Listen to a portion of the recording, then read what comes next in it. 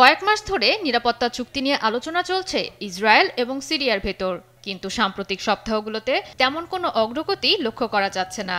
ফলে সহসাই কাটছে না দুদেশের মধ্যকার সম্পর্কের বৈরিতা। চুক্তি সফল করতে সিরিয়ার দামেস্ক থেকে জাবাল আল শেখ পর্যন্ত বাফার জোন বা নিরস্ত্রীকরণ অঞ্চলকেই সমাধান বলে মনে করছেন ইসরায়েলি প্রধানমন্ত্রী বিনিয়ামিন নেতানিয়াহু।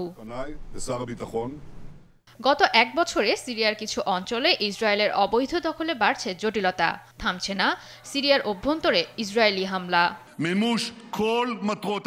ইসরায়েলি নাগরিকদের নিরাপত্তা নিশ্চিত করতে আমরা এই অঞ্চলগুলো দখলে রেখেছি। যে কোনো পরিস্থিতিতে আমরা আমাদের নীতিতে অটল থাকব। নেতানিয়াহুর দাবিকে দুঃসাহসী বলে তীব্রভাবে সমালোচনা করেছেন ইসরায়েলি পত্রিকা হেটসের কলামিস্ট গিডিয়ন লেভি।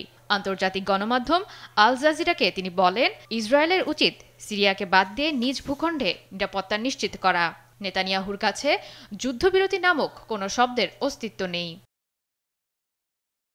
উভয় দেশের মধ্যে মধ্যস্থতাকারী হিসেবে কাজ করছেন মার্কিন প্রেসিডেন্ট ডোনাল্ড ট্রাম্প।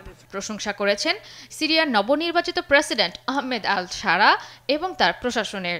মঙ্গলবার দামেস্ক গিয়ে পররাষ্ট্রমন্ত্রী আসাদ আল শাইবানি এবং সোমবার প্রেসিডেন্ট শারার সঙ্গে কথা বলেছেন ট্রাম্পের বিশেষ দূত টম ব্যারাক।